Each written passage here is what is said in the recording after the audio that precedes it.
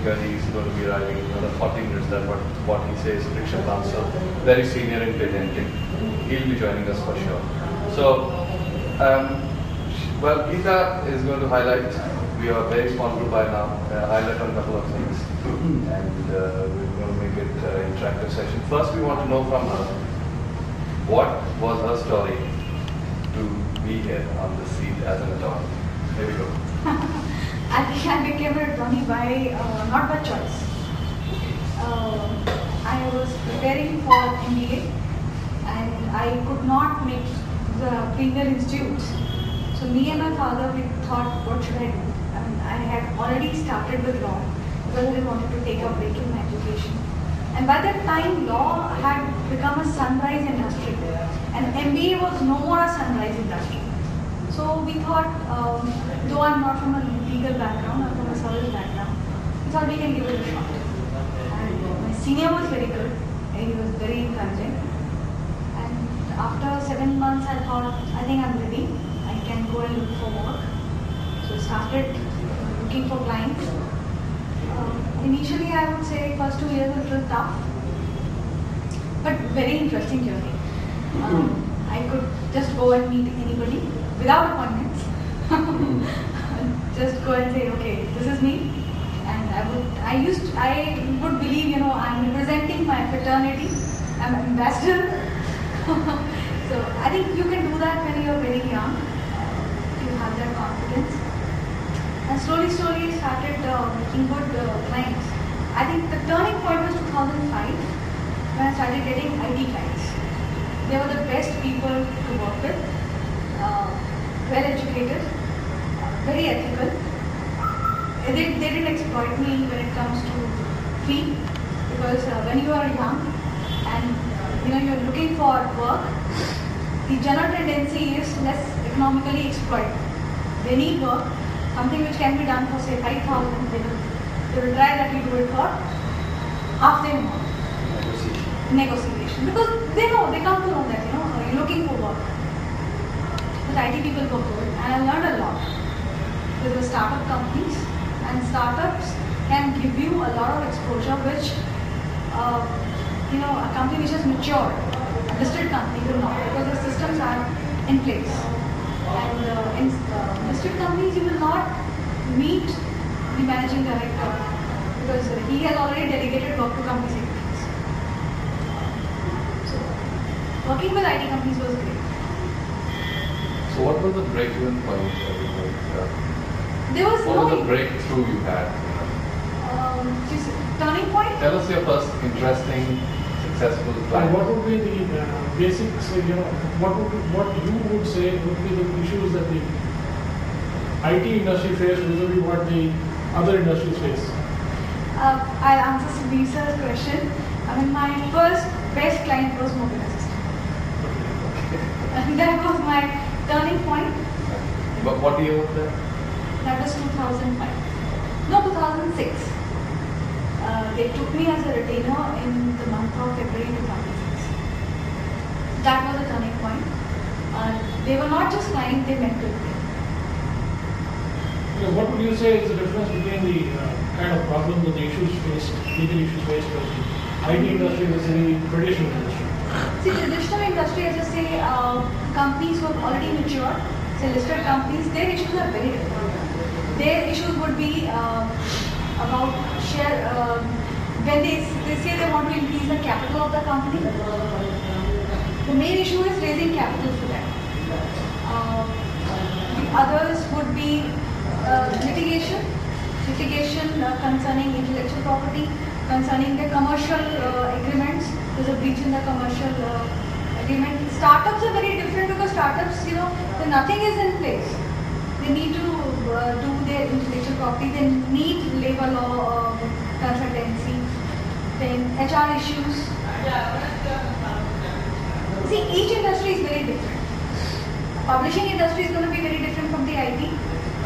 Retail is very different. Manufacturing is totally different.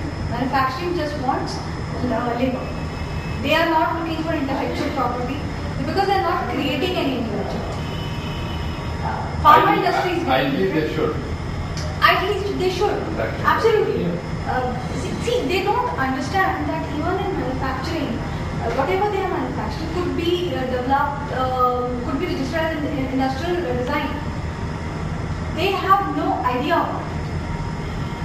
And the other industry is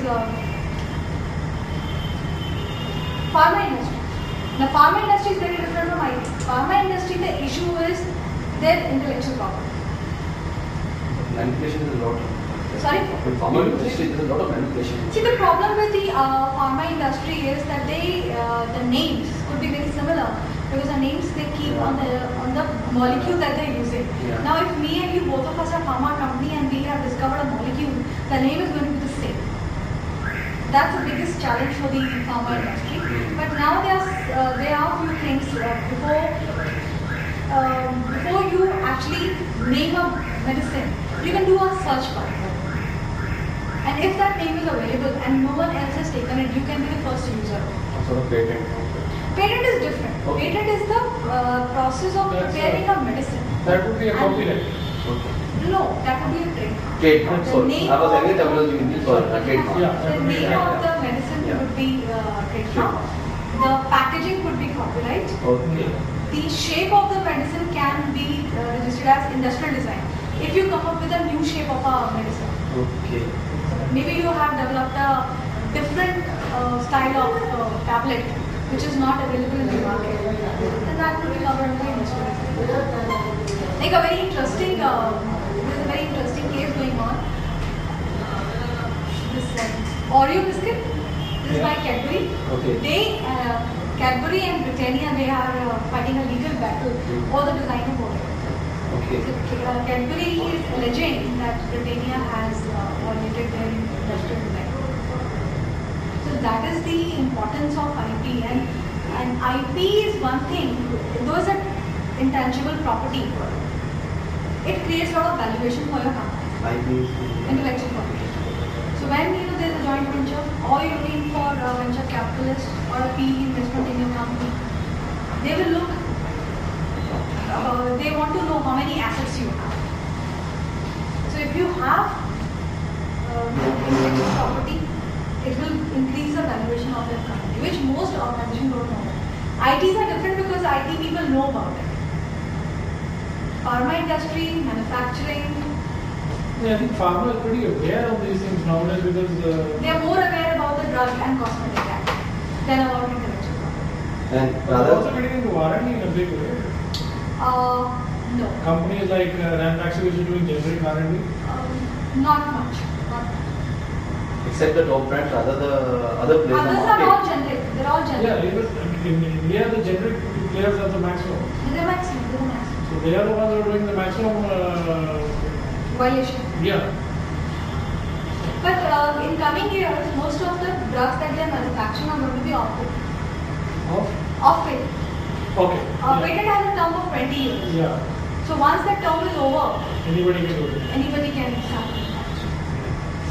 So how about the costs? Like a Cost of small maintaining? SME wants to get their products patented. So how about the cost? See, Can the you highlight government fees is not very huge. as important? See, if an organization wants to register a patent, their fees is 4,000. And if you want to file application on the individual name, is going to be 1,000 rupees. The only cost involved is the patent return cost.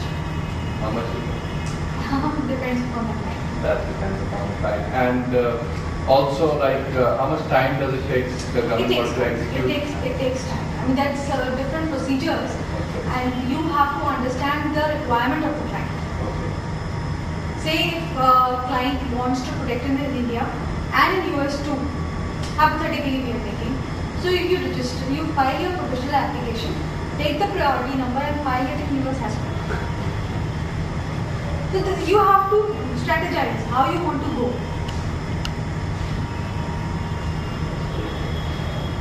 Basically, now coming again now, what are the issues that you see that mostly that the IT industry has faced?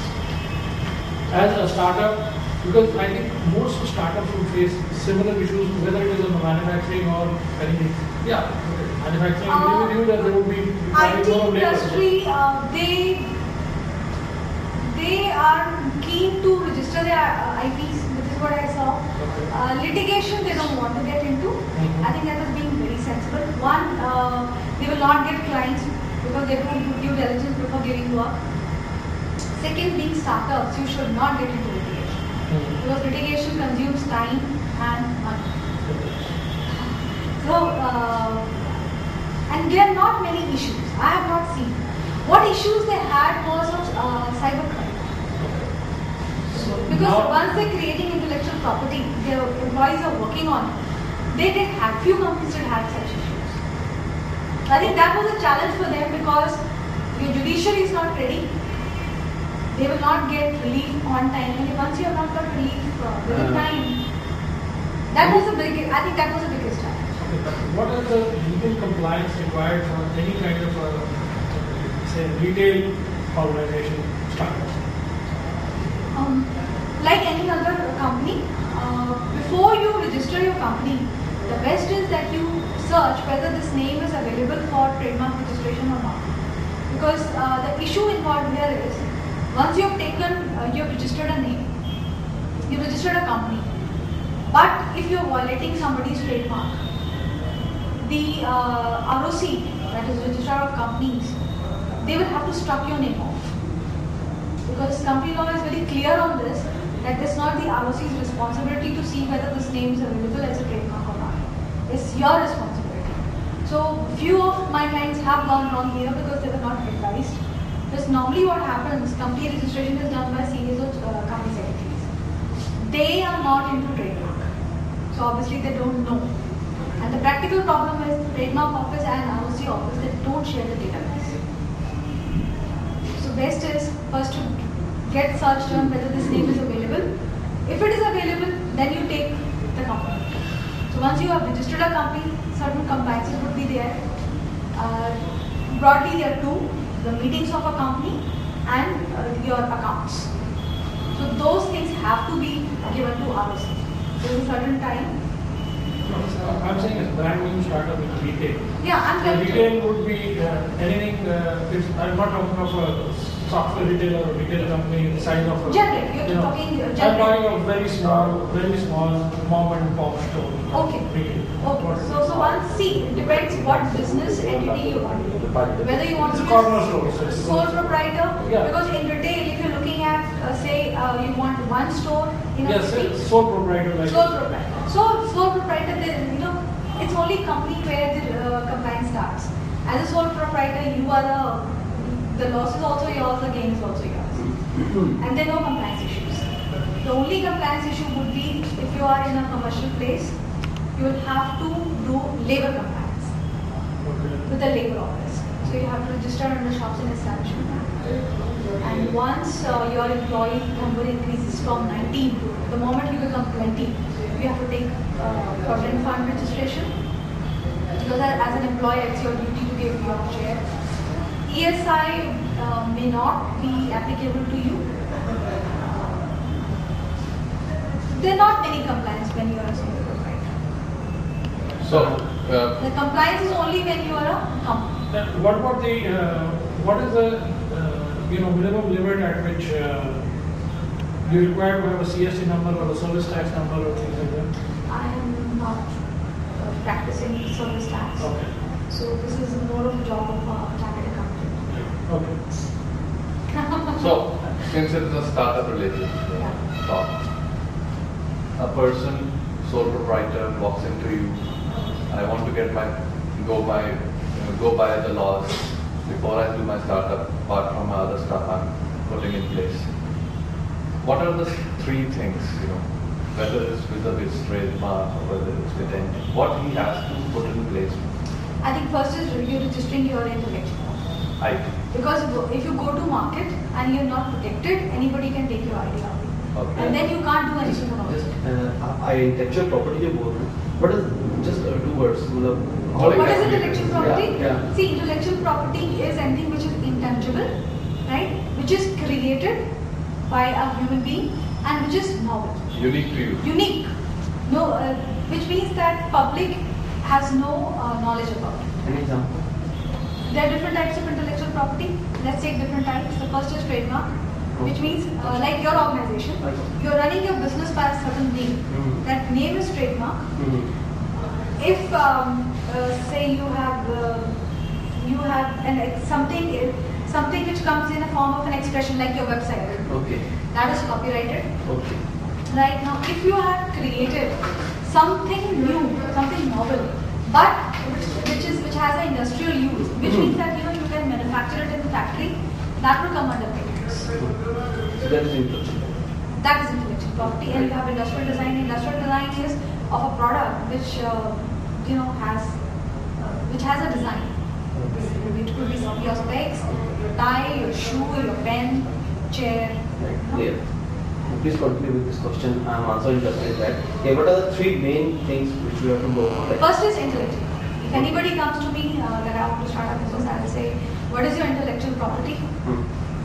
Right? First you register that, and then you come out of the market. Register in the name of the proprietor. If a company hasn't, is not. If you have not formed the company, then yes, the name of your organization.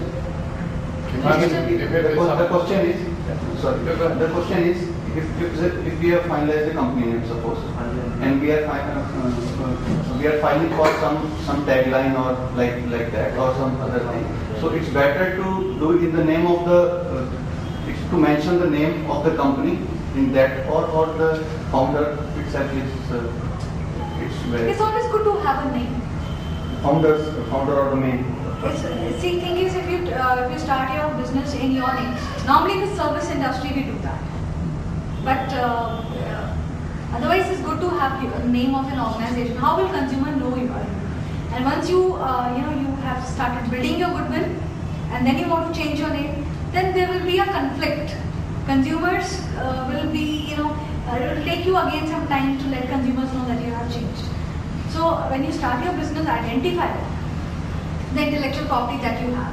Say somebody wants to create a software, right? Or wants to do an e-commerce business.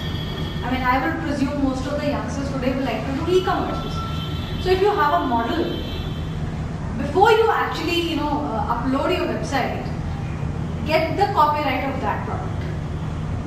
Once you are there and you are not protected, and maybe there was someone else who has already registered, there is going to be a problem. So first, identify the intellectual property that you have. It could be trademark, it could be copyright, industrial design, or it could be patents. But if the service tax is issued in the name of the company, right? If I am running a company, service tax is issued.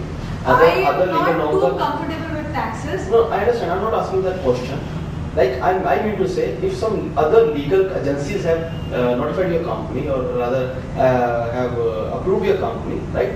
Only then they have issued a service tax. Only then they have given PF number. Okay. Is it mandatory that you have to go for registration again? Because doesn't the data with these companies is being shared at the national level that this I am company is there? reiterating what I No, said that is the before. point. That is not being shared. That is not being shared. No data is being shared. The whole problem is that you have a PAN card number. All your details are available with the income tax department. You have a driver's license. All your details are available. But आपको अपना UID बनवाना आपको फिर से नए सिरे से शुरू हो जाए.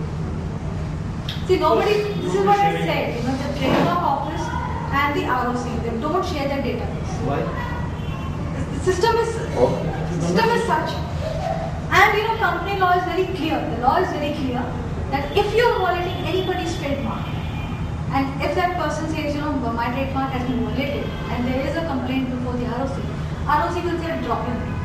It was your duty to tell me that you have registered your trademark or you are not violating anybody's trademark. And there's a ROC will limitation not help. within that limit. You can't have that name again, or rather after that particular kilometer limit and all that. You can See, Regional. so Yeah. there are two issues here. If suppose we are partners, we are doing some business where me and you are partners. Okay, I'll give you another example. Remember Mukesh Ambani and Anil Ambani, they were together, and then they decided to go their different way. Now both have inherited Reliance from their father, right? So they are legal heirs. But when they separated, both of them are using Reliance name. Yes. Because they have inherited. But Anil Ambani has changed the name of his organization Yeah. to give it a different identity, right? They can do it because they were partners. But if there are two players in the market, one started say 2 years back, and today if I want to adopt that name, I cannot. Okay. I cannot because because it's already somebody in the market. No, it's okay, but up to a No. general limitation. That limitation comes only when you have worked together. As an employee, Okay. if your relationship was of employer-employee or your relationship was of partner. Okay. Now, again I come back to the Reliance example. When they parted ways, there was a non-compete agreement for 4 years. Now that period is over, so Mukesh Ambani is also getting into businesses which his brother is, like telecom, right? So you can do it if you have worked together. Otherwise, then you are violating the fundamental right of the other person. Because earning your livelihood is your